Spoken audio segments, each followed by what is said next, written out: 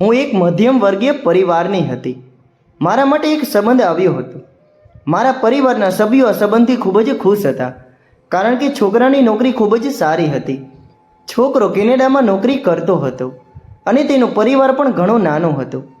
તેના ઘરમાં માત્ર તેના માતા પિતા અને એક વિધવા ભાભી જ હતી. તે છોકરીના ભાઈનું ઘણા સમય પહેલાં અવસાન થયું હતું. તેથી જ તેની ભાભી વિધવા બનીને તેમના ઘરમાં જીવન વિતાવી રહી હતી. તેણે ફરીથી લગ્ન નહોતા કર્યા. મારા પરિવારના સભ્યો આ સંબંધથી ખૂબ જ ખુશ હતા, કારણ કે આવો સંબંધ નસીબદારને જ મળે છે.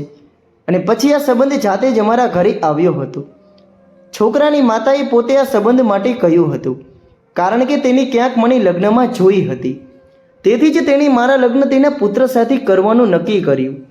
મારા પરિવારના સભ્યોએ પણ છોકરાને જોતાની સાથે જ હા પાડી દીધી, કારણ કે છોકરાનો પરિવાર પણ સારો હતો.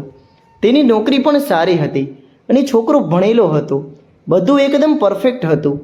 આ રીતે મેં 2 મહિનામાં તે છોકરા સાથે લગ્ન કરી લીધા. મારા પતિનું નામ સૌરભ હતું. સૌરભને પણ હું ખૂબ જ પસંદ આવી હતી. લગ્નની પહેલી રાતે જ સૌરભે મને પોતાનો પ્રેમ વ્યક્ત કર્યો હતો અને કહ્યું હતું કે હું ખૂબ જ સુંદર છું. તે કહેતા હતા કે હું હંમેશા એક સુંદર છોકરી સાથે લગ્ન કરવા માંગતો હતો અને તું તે છોકરી છો જેની મને હંમેશા ઈચ્છા હતી. તને મળ્યા પછી મને એવું લાગે છે જાણે દુનિયાની બધી ખુશીઓ મને મળી ગઈ.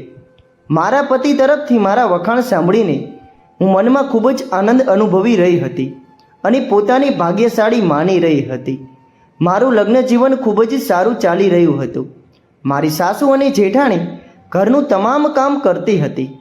મારી જેઠાણી બહુ સારી હતી. તે આખો દિવસ સાસુ અને સસરાની સેવામાં વ્યસ્ત રહેતી અને લગ્નના નવા દિવસોમાં તેણે મને કોઈ કામ કરવાની મનાઈ કરી હતી. તેણે કહ્યું હતું કે તું ઘરની નવી વહુ છે. જ્યાં સુધી તારા પતિ અહીં છે તું અહીંયા તેની સાથે સમય વિતાવ. તે જાય ત્યારે તું ઘરનું કામ કરજે. મારા સસરા પણ બહુ સારા હતા. હંમેશા મારા માથા ઉપર હાથ રાખતા હતા. લગ્નના 15 દિવસ પછી મારા પતિને કેનેડા જવું હતું અને આ 15 દિવસો દરમિયાન મારા પતિએ મારી સાથે ખૂબ સારું વર્તન કર્યું હતું. તેણે મને શોપિંગ કરાવી હતી અને મને પિયર પણ લઈ ગયા હતા. અમે મારા કેટલાક સંબંધીઓના ઘરે પણ ગયા અને લોંગ ડ્રાઈવ પર પણ જતા. એ 15 દિવસ મારા જીવનના સૌથી સુંદર દિવસો હતા. તેમને યાદગાર બનાવવા માટે અમે અમારા મોબાઈલ ઉપર અમારા ઘણા ફોટા ક્લિક કર્યા હતા અને પછી આખરે મારા પતિની વિદાયનો દિવસ આવી ગયો હતો અને હું મારા પતિ વિના અહીં એકલી કેવી રીતે રહીશ તે વિચારીને મને ખૂબ જ દુઃખ થયું હતું. મારા પતિએ મને દિલાસો આપ્યો અને સમજાવ્યું કે હું 2 મહિના પછી પાછો આવીશ અને આ વખતે હું સંપૂર્ણ 1 મહિનાની રજા લઈશ અને ફરીથી તારી સાથે લાંબો સમય વિતાવીશ. તે કહેવા લાગ્યા કે તું અહીં થોડી એકલી છે. જો ઘરમાં કેટલા લોકો છે. મારા પતિનું કહેવું સાચું હતું. મારા સાસુ સસરા હતા જેઓ મને માતા પિતાની જેમ પ્રેમ કરતા હતા અને મારી એક જેઠાણી હતી જે એક બહેનની જેમ મારી સંભાળ રાખતી હતી અને તે મને ખૂબ પ્રેમ કરતી હતી અને તેણીએ મારી ખૂબ કાળજી લીધી હતી. બીજા દિવસે જ્યારે મારા પતિએ મને જવાનું કહ્યું ત્યારે હું ઉદાસ થઈ ગઈ. રાત્રે મારા સાસુ સસરા અને જેઠાણી સહિત અમે 4 લોકો સાથે જમ્યા. તે દરમિયાન મારી સાસુ મને કહેવા લાગી કે હવે સૌરભ તેના કામે ચાલ્યો ગયો છે. હવે તું તારા ઘર પરિવાર પણ ધ્યાન આપ. મને મારા સાસુની આ વાત સારી તો લાગી ન હતી, પરંતુ તે એકદમ સાચું કહેતી હતી. જ્યાંથી મારા લગ્ન થયા હતા મેં ઘરના કોઈ કામને સ્પર્શ કર્યો ન હતો અને તે સ્પષ્ટ હતું કે મારા પતિ ગયા હતા, તેથી હું ઘરના કામ જાતે કરવા તૈયાર હતી. મને મારી સાસુને કંઈ કહેવાની જરૂર ન હતી, પણ શું કરી શકાય? સાસુ તો સાસુ જ હોય છે. મેં મારી સાસુને કહ્યું કે મમ્મી, હું કાલે વહેલી જાગી જઈશ અને ઘરનું બધું કામ કરી દઈશ. રાત્રિ ભોજન કર્યા પછી હું વાસણો ધોવા માટે કિચનમાં ગઈ. મારી જેઠાણી પણ મારી સાથે કિચનમાં આવી અને રસોડું સાફ કરવામાં વ્યસ્ત થઈ ગઈ. આ દરમિયાન અમે બંને એકબીજા સાથે વાત કરવા લાગ્યા. મારી જેઠાણી કહેવા લાગી, તને મમ્મીજીની વાતનું ખરાબ લાગ્યું હશે. મેં કહ્યું, ના ના ભાભી, મને ખરાબ નથી લાગ્યું અને હવે મારે આ ઘરનું કામ પણ સંભાળવાનું જ છે.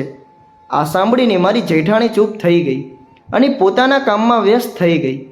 તે પછી હું રૂમમાં આવીને સૂઈ ગઈ. આજે પહેલો દિવસ હતો કે હું મારા રૂમમાં એકલી સૂતી હતી.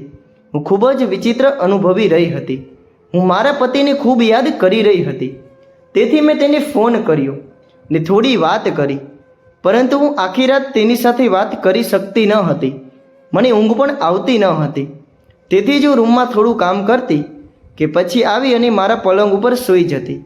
આ રીતે રાતના 3 વાગી ગયા હતા, પણ મારી આંખોમાં હજુ ઊંઘ નહોતી આવી. મને રૂમની અંદર ઘૂંટણ થતી હતી. તેથી હું મારા રૂમમાંથી બહાર આવી અને થોડી તાજી હવા ખાવા ટેરેસ ઉપર ગઈ. ઉનાળાનો સમય હતો અને ટેરેસ ઉપર ખૂબ જ સરસ પવન ફૂંકાઈ રહ્યો હતો. મારા રૂમમાંથી બહાર આવતા જ મેં મારી જેઠાણીના રૂમનો દરવાજો ખુલ્લો જોયો. મેં વિચાર્યું કે કદાચ ઉનાળો છે, આ કારણે તેણે રૂમનો દરવાજો ખુલ્લો રાખ્યો હશે. પછી હું ટેરેસ ઉપર આવી હતી ને લાંબા સમય સુધી ટેરેસ ઉપર ચાલતી રહી અને મારો મોબાઈલ વાપરતી રહી. જ્યારે મોબાઈલ વાપરતી વખતે મારી આંખો ભારે થવા લાગી અને મને લાગ્યું કે મારે સૂઈ જવું જોઈએ. તેથી હું ટેરેસ પરથી નીચે આવી. મેં આ વખતે જોયું તો મારી જેઠાણીના રૂમનો દરવાજો બંધ હતો. આ ખૂબ જ વિચિત્ર વાત હતી. હું 1 કલાક પહેલાં ટેરેસ ઉપર ગઈ હતી ત્યારે મારી જેઠાણીના રૂમનો દરવાજો ખુલ્લો હતો ને હવે તેના રૂમનો દરવાજો બંધ હતો. પછી મેં વિચાર્યું કે શક્ય છે કે તેઓને હવે રૂમને બંધ કરી દીધો હોય અને કોઈ પણ રીતે મારે તેના ઉપર વધુ ધ્યાન ન આપવું જોઈએ. રૂમનો દરવાજો ખુલ્લો હોય કે બંધ તેનો કોઈ અર્થ નથી. આથી હું રૂમમાં આવી અને સૂઈ ગઈ. સવારે 7 વાગે હું ઉઠી ગઈ હતી ને સૌથી પહેલાં કિચનમાં ગઈને મારા માટે ચા બનાવી. ઘરમાં બીજા બધા લોકો સૂતા હતા, તેથી નાસ્તો કર્યા પછી મેં મારા રૂમની સફાઈ શરૂ કરી. મારી સાસુ 9 વાગ્યે જાગી ગઈ અને મારા સસરા હજુ પણ સૂતા હતા. મારી જેઠાણી પણ તેના રૂમમાં સૂતી હતી. પણ આટલા દિવસોથી હું જોતી હતી કે મારી જેઠાણી સવારે 6 વાગે ઉઠી જતી અને ઘરના બધા કામમાં વ્યસ્ત થઈ જતી. આજે તે ખૂબ જ વિચિત્ર હતું કે મારી જેઠાણી હજુ સૂઈ રહી હતી. મારી સાસુએ મને ચા બનાવવાનું કહ્યું. મેં તેના માટે ચા બનાવી. આજે પહેલીવાર મેં કિચનમાં કોઈ કામ કર્યું હતું. મારા સાસુને મારા હાથની ચા ખૂબ જ પસંદ આવી હતી. મેં મારા સાસુને કહ્યું, મમ્મી, ભાભીની તબિયત સારી તો છે ને? તે આજે ઘણા સમયથી સૂઈ રહી છે? તો તે મને કહેવા લાગી, હા, મેં તેને મોડું ઉઠવાનું કહ્યું છે. હવે તું ઘરે આવી ગઈ છે, તેથી જ ઘરનું બધું કામ તું જ કરીશ ને હવે? તેણે જે કહ્યું તે સાંભળીને મને આશ્ચર્ય થયું.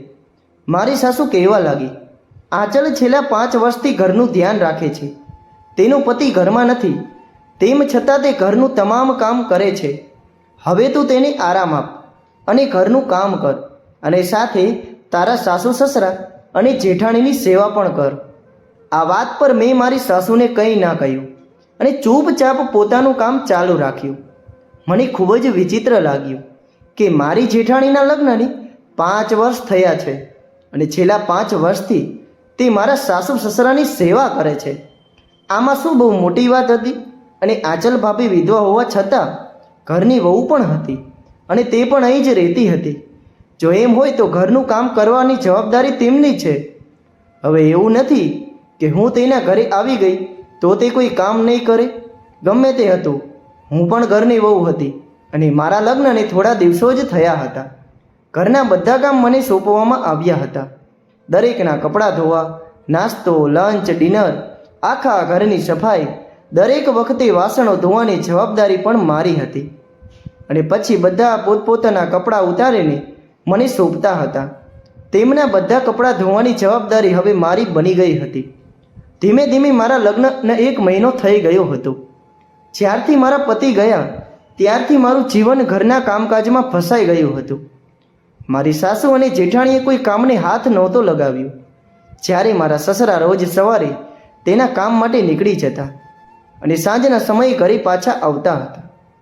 મારી જેઠાણી ખૂબ જ સુંદર હતી. એ વિધવા હતી. તેના દિલમાં પોતાના પતિ માટે ગમ હતો, પરંતુ તેમ છતાં તેની સુંદરતામાં કોઈ ઘટાડો થયો ન હતો. એવું કહેવાય છે કે જ્યારે કોઈ વ્યક્તિ સ્વસ્થ અને સુંદર હોય અને તેના ઉપર કોઈ દુઃખ આવે છે તો તે વ્યક્તિ સંપૂર્ણપણે બદલાઈ જાય છે. પણ મારી જેઠાણી તો દિવસે ને દિવસે સુંદર થતી જતી હતી ને સાથે હવે તે ઘરનું કોઈ કામ ન કરતી હોવાથી તે વધુ સુંદર દેખાવા લાગી. હું સૌંદર્યમાં મારી જેઠાણી કરતાં થોડી ઉતરતી હતી. એવું ન હતું કે હું સુંદર નથી. હા, બસ એટલું હતું, મારી જેઠાણી અને મારી સુંદરતામાં થોડો ફરક હતો. હું પોતાને કોઈથી ઓછી નહોતી સમજતી. મારા પતિ મને રોજ રાત્રે ફોન કરતા અને મારી સુંદરતાના વખાણ કરતા ક્યારેય થાકતા નહીં. પણ મારી સાસુ મારી સામે મારી જેઠાણીના વખાણ કરતી અને મને અપમાનિત કરવાનો પ્રયાસ કરતી. મારી જેઠાણી પણ તેના વખાણ સાંભળીને ખૂબ ખુશ થઈ જતી. મારી જેઠાણી મારી સાથે ખાનગીમાં એવું વર્તન કરતી કે જાણે તે મારી સગી બહેન હોય, પણ મારી સાસુ સામે તે આ રીતે પ્રતિક્રિયા આપતી જાણે તે તેની વહુ નથી પણ તેની દીકરી છે. એકવાર મારા સાસુએ મને પરાઠા બનાવવા કહ્યું. મેં બધા માટે પરાઠા બનાવ્યા. રાત્રે જ્યારે અમે બધા સાથે જમવા બેઠા તો મારી સાસુએ બધા પરાઠા ફેંકી દીધા અને કહ્યું કે આ તે શું બનાવ્યું છે? આ કાંઈ પરાઠા છે? મારી જેઠાણી મારી સાસુ તરફ જોઈને કહેવા લાગી, અરે મમ્મી શાંત થાવ, આટલું ગુસ્સે થવું તમારા સ્વાસ્થ્ય માટે સારું નથી. જ્યારે મારા સસરા પણ મારી જેઠાણીની હામાં હા કહી રહ્યા હતા, પણ હું ખૂબ જ શરમ અનુભવી રહી હતી. મારા સાસુએ બધાની સામે મારા ભોજનનું અપમાન કર્યું હતું. મારા સાસુએ કહ્યું કે આ પરાઠામાં ઘણું બધું મીઠું છે. જ્યારે મેં પરાઠા ચેક કર્યા તો તેમાં સાચે જ ઘણું મીઠું હતું. આજે મારાથી મીઠું વધારે પડી ગયું હતું, પણ જે રીતે મારી સાસુ મારું દિલ દુખાવ્યું હતું તે સાસુને સારી માનતી હતી તે મારી સાથે ખૂબ જ ખરાબ વર્તન કરતી હતી. હું ખરાબ રીતે રડવા લાગી. મારા સસરાએ કહ્યું કે રડવાનું બંધ કરો વહુ અને તમારા રૂમમાં જાઓ. હું દોડીને મારા રૂમમાં આવી. મેં ખાવાનું પણ ખાધું ન હતું, પણ મને સંભળાતું હતું કે મારા સસરા મારી તરફથી બોલતા હતા અને મારી સાસુને ઠપકો આપતા હતા. તેઓ કહેતા હતા કે તારે વહુનું આટલું અપમાન કરવું જોઈતું ન હતું. જો તે સૌરભને બધું કહેશે તો તે પણ ગુસ્સે થઈ જશે. મારી સાસુ કહેવા લાગી, થતી હોય તો ભલે થાય, તેની પત્ની કેવી છે એ તો જો. તેને જો તેની પત્નીએ બનાવેલું ભોજન ખાધું હોત તો તે પણ તેને ઠપકો આપત. મારી સાસુ કહેતી હતી કે તમારે વહુ તરફ બોલવાની કોઈ જરૂર નથી. મારા સસરા હંમેશા મારી સાસુથી ડરતા હતા ને જ્યારે જેઠાણી કોઈ કામ કરતી ન હતી અને તેની મારી સાસુએ જે કહ્યું હતું કે હવે તારી દેરાણી આવી ગઈ છે તેથી તારે ઘરનું કોઈ કામ કરવાની જરૂર નથી, સાસુ અને વહુ બંને એક જ રૂમમાં બેસીને એકબીજા સાથે વાતો કરતા રહેતા. મારા સાસુ કહેતા હતા કે મારી મોટી વહુ બિલકુલ મારી દીકરી જેવી છે અને આ વાત મને ખૂબ પીડા આપતી હતી. છેવટે હું ઘરના તમામ કામ કરતી અને તેમની સેવામાં કોઈ કસર ન છોડતી, તેમ છતાં મારી સાસુ સાથે આવું વર્તન કરતી. હું ખૂબ જ રડતી હતી.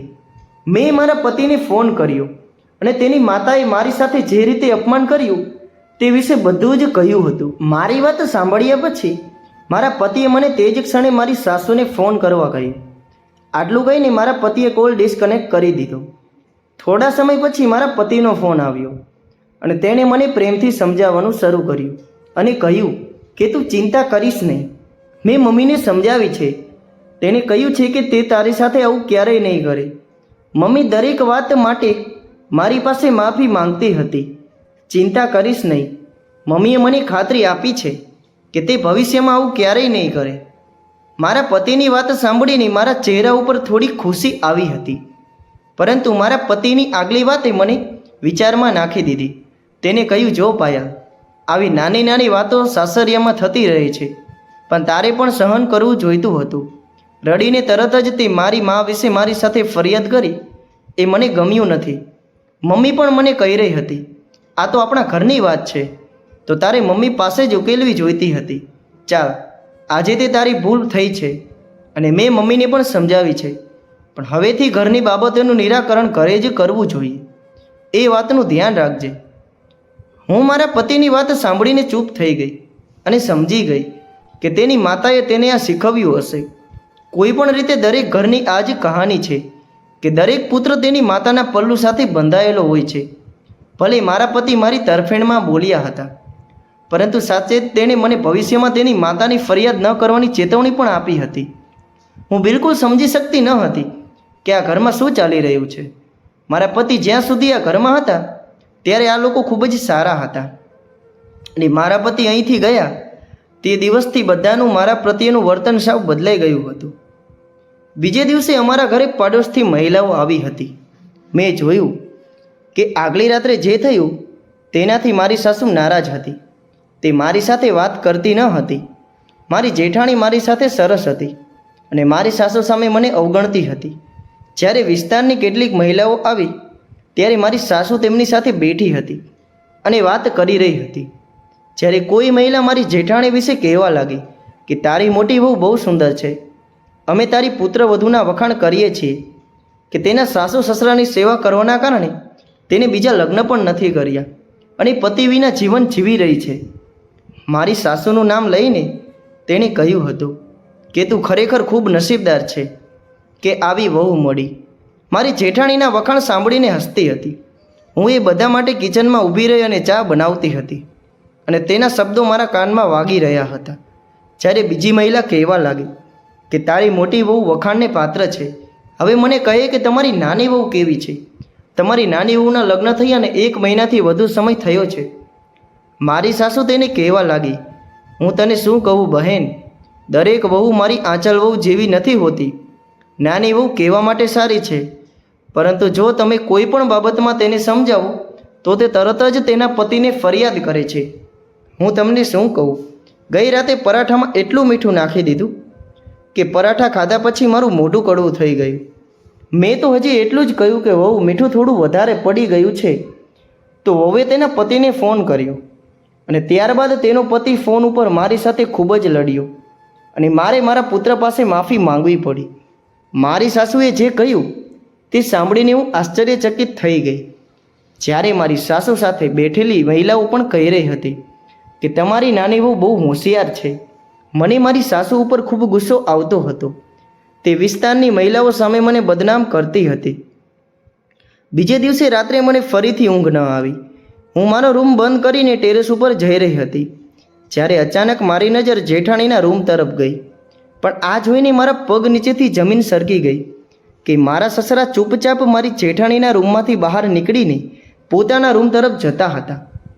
અચાનક જ્યારે મારા સસરાની નજર સામે પડી ત્યારે તેઓ ખૂબ જ પરેશાન દેખાયા અને તરત જ તેના રૂમમાં ચાલ્યા ગયા.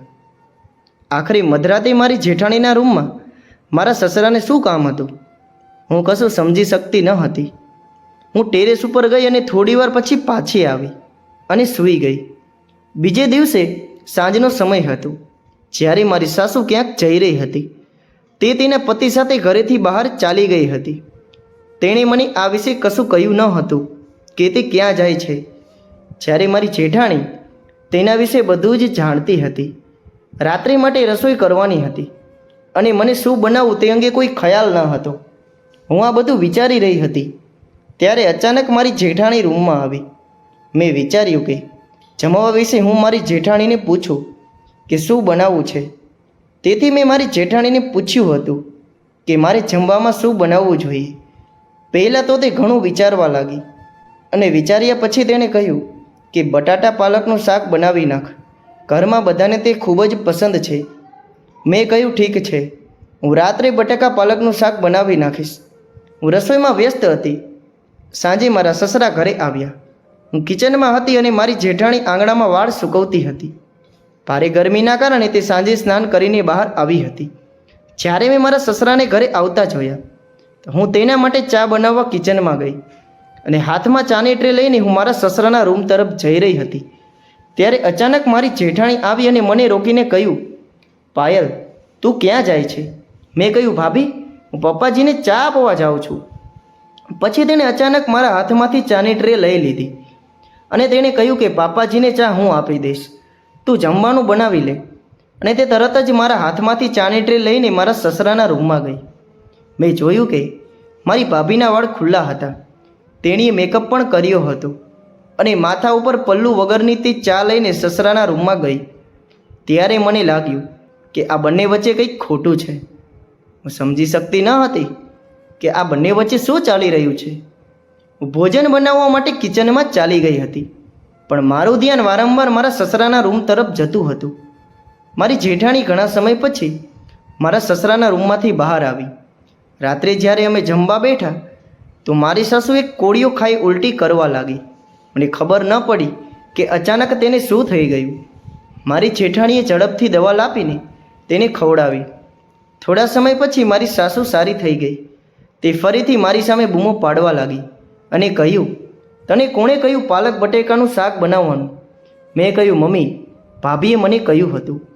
મારી સાસુ કહેવા લાગી, તને આચાલે પાલક બટેકાનું શાક બનાવવા કહ્યું હતું? તો તારે મેથી નાખવાની શું જરૂર હતી? મને મેથીથી ખૂબ જ એલર્જી છે. મેં મારી જેઠાણી તરફ જોયું. તેમને પૂછ્યું, ભાભી, તમે મને કેમ ન કહ્યું કે મમ્મીને મેથીની એલર્જી છે? જો મને ખબર હોત તો મેં ક્યારેય શાકમાં મેથી ન નાખી હોત. મારી જેઠાણી કહેવા લાગી કે મેં તને કહ્યું હતું, તને યાદ છે કે બટાકા પાલકનું શાક બનાવું પણ એમાં મેથી ના નાખતી.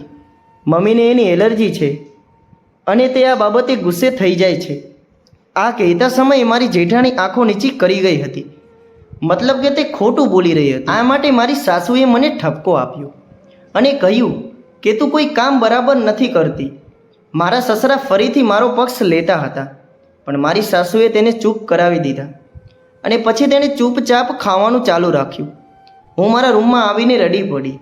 મેં મારી માતાને આ વિશે કહ્યું તો મારી માં કહેવા લાગી કે જો પાયલ, દરેક છોકરીને સાસરે ગયા પછી આવી મુશ્કેલીઓનો સામનો કરવો પડે છે. એટલા માટે તું પણ તારા ઘરમાં મૌન રહીને ખુશ રહે અને તારા સાસરિયાની સેવા કર. મારી વાત સાંભળનાર કોઈ ન હતું પણ મને લાગ્યું કે મારી જેઠાણી અને મારા સસરા વચ્ચે કંઈક ખોટું છે અને મારા હૃદયમાં જે શક હતો તેની આગલી રાત્રે પુષ્ટિ થઈ હતી. હવે મારી આદત બની ગઈ હતી કે થોડીવાર માટે ટેરેસ પર ગયા સિવાય મને ઊંઘ ન આવતી, કારણ કે મારો રૂમ નાનો હતો. ભારે ગરમીના કારણે મને ગભરામણ થતી હતી. તેથી જ હું ટેરેસ ઉપર જતી અને થોડો સમય સારું લાગ્યા પછી હું નીચે આવી જતી. આજે રાત્રે જ્યારે હું મારા રૂમમાં ગઈ ત્યારે મને મારી જેઠાણીના રૂમમાંથી મારા સસરાને બોલતા સાંભળ્યા. રૂમનો દરવાજો બંધ હતો પણ થોડી બારી ખુલ્લી હતી. હું બારીમાંથી એ લોકોને સાંભળવાનો પ્રયત્ન કરી રહી હતી. મારી જેઠાણી અને મારા સસરા એકબીજા સાથે ખૂબ જ પ્રેમથી વાત કરતા હતા. તે લોકોના શબ્દો સાંભળીને મારા કાન ચોંટી ગયા. સાથે સાથે મારા સસરાએ એમ પણ કહ્યું કે આજે તે પાયલ સાથે ઘણું ખોટું કર્યું છે. મારી જેઠાણી મારા સસરાને કહેવા કે મેં તેમની સાથે કાંઈ ખોટું નથી કર્યું. તમે જે કહ્યું હતું તેણે તમને મારા રૂમમાં આવતા જોયા છે. મેં તેને દરરોજ રાત્રે ટેરેસ પર જતા જોઈ છે, ઠંડા પવનની મજા માણવા. આ દરમિયાન આપણે એકબીજાને મળીએ છીએ. તે દિવસે તેને તમને મારા રૂમમાંથી જતા જોયા, પણ જો કોઈ દિવસ તેને આપણા બંને વિશે સત્ય ખબર પડે તો તે આ વાત મમ્મીને કહી શકે છે. આ રીતે આપણા બંનેનું શું થશે? તે પછી મારા સસરા થોડા નર્વસ હતા. મારી જેઠાણી કહેવા લાગી કે પાયલ એક ખતરનાક ચીજ છે. આપણા વિશે ઘરે કોઈને નથી ખબર, ફક્ત તે એક જ છે જે આપણું સત્ય બહાર લાવી શકે છે. તેથી તેના માટે ઘર છોડવું ખૂબ જ મહત્ત્વપૂર્ણ છે. સૌરભ કેનેડા ગયો છે. હું ઈચ્છું છું કે આ પણ સૌરભ સાથે કેનેડા જાય અને તેથી જ હું તેને તમારી પત્ની સાથે લડાઈ કરાવું છું. તે દિવસે પણ મેં ભોજનમાં મીઠું નાખી દીધું હતું અને કાલે પણ મેં તેને પાલક બટેકાનું શાક બનાવવાનું કહ્યું, કારણ કે મને ખબર હતી કે બટેટા પાલકના શાકમાં મેથી નાખવામાં આવે છે અને તે તમારી પત્નીને મેથીની એલર્જી છે. બસ પાયલ કંટાળીને અહીંથી જતી રહે તો આપણી મુશ્કેલી ઓછી થઈ જાય. મારી જેઠાણી અને સસરાની વાત સાંભળીને હું ચોંકી ગઈ. આ બંને વચ્ચે કંઈક ચાલી રહ્યું હતું. હવે મને નક્કી કરી લીધું હતું કે હું મારી જેઠાણી અને સસરાનું આ રહસ્ય ખોલીને જ રહીશ. આ સમયે હું મારી જેઠાણી અને સસરાને રંગે હાથે પકડવા મારા સાસુના રૂમમાં ગઈ હતી, પરંતુ તે ઊંઘી રહી હતી. મેં વિચાર્યું હતું કે હું મારી સાસુને જગાડીશ, તેઓ ચૂપચાપ મારી જેઠાણીના રૂમમાં લઈ જઈશ, જેથી તેમને તેમની વચ્ચેની મુલાકાત વિશે ખબર પડે અને તેમને પણ ખબર પડે કે આખરે તેમની મોટી વહુનું અફેર તેના જ પતિ સાથે હતું. મારી જેઠાણી ઉપર શરમ અનુભવતી હતી.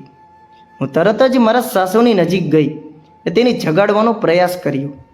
મેં મારા સાસુને ખૂબ જગાડી, પરંતુ તે એટલી ઊંડી ઊંઘમાં હતી કે તેને કોઈ વાતની પરેશાની ન હતી. હું ખૂબ જ પરેશાન હતી કે હવે મારે શું કરવું જોઈએ. જો મારા સસરા રૂમમાં આવ્યા હોત તો હું મોટી મુશ્કેલીમાં મુકાઈ જાત. તેથી હું મારા રૂમમાં ગઈ અને સૂઈ ગઈ. મારી જેઠાણી અને સસરા વિશે વિચારીને મને આખી રાત ઊંઘ ન આવી. પણ વિચિત્ર વાત એ હતી કે આટલી ગાઢ નિંદ્રામાં મારી સાસુ કેવી રીતે સૂઈ શકે. સવારે હું વહેલી જાગી ગઈ અને મારા ઘરના કામમાં વ્યસ્ત થઈ ગઈ. મેં વોશિંગ મશીન લગાવ્યું હતું. મારા સાસુની હળવા રંગની સાડી હતી, જે મેં મશીનમાં પહેલાં જ ધોઈ નાખી હતી. મેં કોઈ રંગીન કપડું નાખ્યું ન હતું, કારણ કે મારી સાસુની સાડી બગડી શકે છે, અને હું મશીન જ ચાલુ છોડીને મારા કામમાં વ્યસ્ત થઈ ગઈ.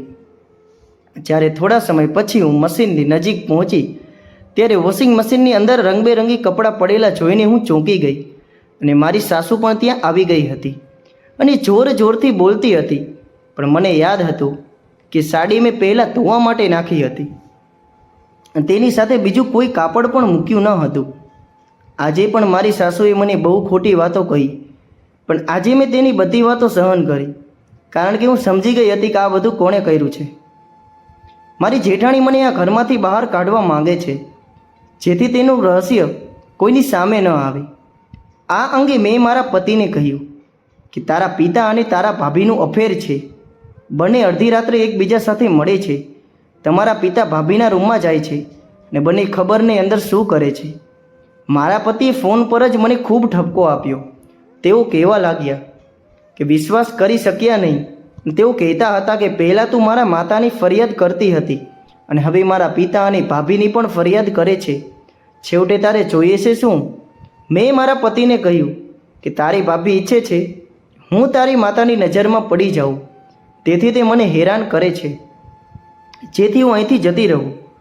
મારી વાત સાંભળીને મારા પતિએ ફોન કાપી નાખ્યો હતો. હું સમજી શકતી ન હતી કે મારે હવે શું કરવું. હવે મેં નક્કી કરી લીધું હતું કે મારે રાત્રે સાવધાન રહેવું પડશે. મને રાત્રે સૂવું નથી. મારે મારી જેઠાણી અને મારા સસરા ઉપર નજર રાખવી પડશે. કેનેડામાં મારા પતિના રોકાણના 2 મહિના પૂર્ણ થવા આવ્યા હતા. હવે તેને 1 મહિના માટે અમારા ઘરે આવવાનું હતું. હું ઈચ્છતી હતી કે મારા પતિના આવતાની સાથે જ આ લોકોનું સત્ય બહાર આવી જાય. તેથી મેં 2 દિવસ ચૂપચાપ સહન કર્યું અને સંપૂર્ણપણે ચૂપ રહી. મારા પતિ ઘરે આવ્યા હતા, પરંતુ મારા પતિ મારાથી નારાજ હતા. મેં ખૂબ જ મુશ્કેલીથી તેને સમજાવ્યા અને માફી માંગી કે હું ક્યારેય કોઈ વિશે કાંઈ નહીં કહું. મારા પતિના ઘરે આવતાની સાથે જ મારી સાસુએ તેને મારી ઘણી ખામીઓ જણાવી, અને તેને એમ પણ કહ્યું હતું કે તારી પત્નીના આવવાથી અમારા ઘરની શાંતિ અને સુખ સમાપ્ત થયું છે, તો જતી વખતે તેને કેનેડા સાથે લઈ જજે. મારા પતિની નજરમાં સારા બનવા માટે મેં મારી સાસુને કહ્યું, મમ્મી, હું આજ પછી આવી કોઈ જ ભૂલ નહીં કરું. મારા કારણે તમને કોઈ તકલીફ નહીં પડે. મારી સાસુ મારાથી ગુસ્સે હતી, પરંતુ તે દિવસે તેનો મૂડ થોડો સુધરી ગયો હતો. મારા પતિને પણ એ વાત ગમી હતી કે મેં મારી સાસુ પાસે માફી માંગી. મારા માટે આ કરવું જરૂરી હતું, કારણ કે મારા સસરા અને જેઠાણીનું સત્ય બધાની સામે લાવવું હતું. બીજા દિવસે હું સવારના સમયે સફાર કરી રહી હતી, અને મેં કચરો ફેંકવા માટે ડસ્ટબિન ખોલ્યું કે તેની અંદર એક દવાનું રેપર હતું. તે મને ખૂબ જ વિચિત્ર લાગતું હતું. મેં મારી સાસુની દવા જોઈ હતી. તેને ડાયાબિટીસ હતી, જ્યારે મારા સસરા એકદમ ફિટ હતા. તેને કોઈ તકલીફ ન હતી કે ઘરમાં બીજું કોઈ સારવાર લઈ રહ્યું ન હતું. જ્યારે મેં તેને ઉપાડીને જોયું તો હું દંગ રહી ગઈ. તે તો ઊંઘની ગોળીનું રેપર હતું, પણ ઘરમાં ઊંઘની ગોળી કોણ લઈ રહ્યું હતું? ત્યારે અચાનક મારા ધ્યાન ઉપર વાત આવી. તે રાતે હું મારી સાસુને જગાડવાનો પ્રયાસ કરી રહી હતી, પણ તે હલતી પણ ન હતી. તેનો અર્થ એ હતો કે આ દવાઓ મારી સાસુ લઈ રહી હતી, અને તે દિવસે પણ તેની ઊંઘની દવા લીધી હતી. અમારી વાતચીત દરમિયાન મેં મારા પતિને પૂછ્યું હતું કે શું માતા ઊંઘની દવાઓ લે છે? તો મારા પતિએ મને કહ્યું કે ના, તે ડાયાબિટીસની જ દવા લે છે. હવે હું થોડું સમજી રહી હોય કે ના હોય, કાં તો આ દવાઓ મારી જેઠાણી અથવા મારા સસરા મારી સાસુને આપી રહ્યા હતા. મારા સસરા અને મારી જેઠાણી હજુ અડધી રાત્રે એકબીજાને મળતા હતા. મારા પતિ ઘરે આવ્યા ત્યારથી હું ટેરેસ ઉપર ગઈ ન હતી, અને મારા સાસુએ પણ ઊંઘની દવા પીટી લીધી હતી અને ગાઢ નિંદ્રામાં સરી પડતી હતી. અમે બંને રૂમમાં બંધ રહેતા હતા, અને તેનો લાભ લઈને મારા સસરા અને જેઠાણી એકબીજાને મળતા હતા. પણ આ સત્ય બધા સામે કેવી રીતે લાવવું તે મને સમજાતું ન હતું. પણ હવે મેં એક પ્લાન બનાવી લીધો હતો. મેં મારા પતિ અને મારી સાસુને કહ્યું કે મારા માતા પિતાએ અમારા સમગ્ર પરિવારને આમંત્રણ આપ્યું છે. તેઓએ અમને રાત્રિ ભોજન માટે આમંત્રણ આપ્યું છે. મને ખબર હતી કે મારી જેઠાણી ક્યારેય મારા પિતાના ઘરે નહીં આવે, કારણ કે મારી જેઠાણી ક્યારેય ઘરની બહાર નીકળતી ન હતી. બીજા દિવસે હું મારા પતિ, સાસુ અને સસરા સાથે મારા માતા પિતાના ઘરે ગયા અને મોડી રાત્રે જમ્યા, જેથી અમને મોડું થાય. મારું પિયર મારા સાસરિયાના ઘરથી ઘણું દૂર હતું. અમારી પાસે અમારી પોતાની કાર પણ ન હતી. રાતના 11 વાગ્યા હતા. જ્યારે મારી સાસુએ ઘરે જવાનું કહ્યું, મેં મારી માતાને મારી આખી યોજના જણાવી દીધી. મારી માતા મારી યોજનામાં જોડાઈ ગઈ હતી અને મને સહારો આપી રહી હતી. તેથી મમ્મીએ મારા પતિ અને સાસુને આજની રાત રોકાવા કહ્યું હતું. તેણે કહ્યું કે તમે બધા કાલે સવારે ચાલ્યા જજો, અહીં વાહનની પણ સમસ્યા છે. તમે લોકો આટલી મોડી રાત્રે ક્યાં જશો? મારી યોજના પ્રમાણે મારા સસરાએ અમારા ઘરે રહેવાની સ્પષ્ટ ના પાડી દીધી હતી અને કહ્યું હતું કે તમે લોકો અહીં જ રહો, કાલે સવારે વહેલા આવી જજો, જેથી તે જેઠાણી સાથે મળી શકે. મારી માતા અને મારી ભાભીએ મારા પતિ અને સાસુને જીદ કરી હતી, એટલા માટે તેઓ અમારા ઘરે જ રોકાઈ ગયા હતા. મારો ભાઈ તેની બાઇક ઉપર મારા સસરાને ઘરે મૂકવા ચાલ્યો ગયો. આજે રાત્રે મારી જેઠાણી અને મારા સસરાનો રસ્તો સાવ સાફ હતો, પરંતુ તેઓને ખબર ન હતી કે તે લોકો મારી યોજનામાં ખરાબ રીતે ફસાઈ ગયા છે. હજુ બહુ સમય થયો ન હતો. હું રાત્રે 3 વાગ્યાની ઉત્સાહપૂર્વક રાહ જોઈ રહી હતી. આજે મારી સાસુ પણ કહેતી હતી કે આજે મને કેમ ઊંઘ નથી આવતી. આમ તો હું વહેલી સૂઈ જાઉં છું. રાતના 3 વાગવાના હતા ને મેં મારી સાસુ અને પતિને કહ્યું કે ભાભી અને પિતાજીનું ફેર ચાલે છે. મારી વાત સાંભળીને મારા સાસુ અને મારા પતિને વિશ્વાસ ન આવ્યો. જ્યારે મારા પતિ મારા ઉપર ખૂબ ગુસ્સે થવા લાગ્યા અને નીચે અવાજમાં વાત કરવા લાગ્યા, કારણ કે મારા પરિવારના સભ્યોને ખ્યાલ ન આવે કે તે મારી સાથે લડી રહ્યા છે. મારી સાસુ પણ મારા પતિને કહેવા લાગી, જો મેં તને કહ્યું હતું ને કે તારી પત્ની બહુ હોશિયાર છે, તે તેના સસરાને દોષી ઠેરવી રહી છે. હું જાણતી હતી કે લોકો મારા વિશે આવી જ વાતો કહેશે, તેથી જ મેં તેમને કહ્યું કે જો તમે લોકો મારી વાત માનતા નથી તો તમે લોકો અત્યારે અને આ જ ક્ષણે મારી સાથે ઘરે ચાલો, કારણ કે આ બંને મધ્યરાત્રિએ જ મળે છે. મેં મારી સાસુને પણ કહ્યું હતું કે તમને ઊંઘની દવા આપવામાં આવે છે, જેથી તમે ગાઢ ઊંઘમાં ચાલ્યા જાઓ છો. અને મારા સસરા આસાનીથી રૂમથી બહાર નીકળીને ભાભીના રૂમમાં જાય છે. મેં તે દવા મારા સાસુને પણ બતાવી હતી ને કહ્યું કે આ દવા તમને આપવામાં આવે છે. મારી સાસુ તે દવાને ઓળખી શકતી ન હતી, કારણ કે તેને રાત્રે દૂધમાં ભેળવીને દવા આપવામાં આવતી. પરંતુ આજે મારા પતિએ કહ્યું હતું કે જો આ બધું ખોટું હશે તો હું તને છૂટાછેડા આપી દઈશ. મને પણ આ વાતની ખાતરી હતી. મેં કહ્યું હતું કે એકવાર તમે મારી સાથે ઘરે આવો અને તમારી પોતાની આંખોથી બધું જોશો તો તમે કહેશો એ હું કરીશ. હું અને મારા પતિ અને મારી સાસુ સહિત અમે 3 જણ એ જ સમયે ઘરની બહાર નીકળ્યા અને અડધા કલાક પછી ઘરે પહોંચ્યા. અમે એકદમ ચૂપચાપ ત્યાં પહોંચી ગયા હતા. મારા પતિ પાસે ઘરની ચાવી હતી. મેં મારા પતિને કહ્યું કે ધીમે તાળું ખોલો, જેથી કોઈને આપણા આગમનની ખબર ન પડે. જ્યારે અમે અંદર પહોંચ્યા તો મારા સસરા અને જેઠાણીનો અવાજ આવી રહ્યો હતો, પણ આ અવાજ મારી જેઠાણીના રૂમમાંથી આવતો ન હતો. પણ આજે મારી જેઠાણી મારા સસરાના રૂમમાં હાજર હતી. મારી સસરા અને જેઠાણી પ્રેમથી વાતો કરી રહ્યા હતા અને તેઓ કહેતા હતા કે આજે એવું લાગ્યું કે જાણે તું મારી પત્ની છે. આટલા લાંબા સમય પછી આજે તને મારા રૂમમાં જોઈને હું ખૂબ જ ખુશ છું. વહુના માતા પિતાએ ખૂબ સારું કામ કર્યું છે, તે લોકોને રોક્યા. હું અને મારા પતિ ચૂપચાપ બધી વાતો સાંભળતા હતા. મારા પતિ આ સહન ના કરી શક્યા ને મારા પતિ રૂમમાં પ્રવેશ્યા અને તેના પિતાનો કોલર પકડી લીધો. જ્યારે મારી જેઠાણી અમને જોઈને ચોંકી ઉઠી હતી. તેમની જીભ ઉપર એક જ પ્રશ્ન હતો કે તમે લોકો અહીં શું કરો છો? જ્યારે મારી સાસુએ તેના મોઢા ઉપર થપ્પડ મારી અને કહ્યું, ખરાબ સ્ત્રી, મેં તને મારી દીકરી બનાવી હતી અને તું મારા પતિ સાથે આ બધું કરી રહી છે? તને શરમ ના આવી? તે તારા પિતા જેવડો છે. મારા પતિએ પણ મારા સસરાને પૂછ્યું કે આ શું થઈ રહ્યું છે ને કેટલા સમયથી? પછી મેં જે વિચાર્યું હતું તે થયું. મારા સસરાએ મોંમાંથી બધું કહ્યું. મારા પતિ અને સાસુ સામે તેનું સમગ્ર સત્ય આવી ગયું હતું. મારી જેઠાણી મારા સસરાનો તેની રસ માટે ઉપયોગ કરી રહી હતી. મારી જેઠાણીનું આ દુનિયામાં કોઈ ન હતું, તે ક્યાંય જઈ શકતી ન હતી. મારી જેઠાણી બહુ સુંદર હતી. મારા સસરાએ તેને કાબૂમાં કરી. તેઓએ મારી સાસુને ઊંઘની દવાઓ આપવાનું શરૂ કર્યું અને તેઓ એકબીજાને મળતા હતા. મારી સાસુના મગજમાં કદાચ એવું આવે કે તે મારી જેઠાણીના બીજી વાર લગ્ન કરી દે, પણ મારી જેઠાણી ફરીથી લગ્ન કરવા માંગતી ન હતી, કારણ કે તેમનું જીવન ખૂબ જ સારી રીતે ચાલી રહ્યું હતું.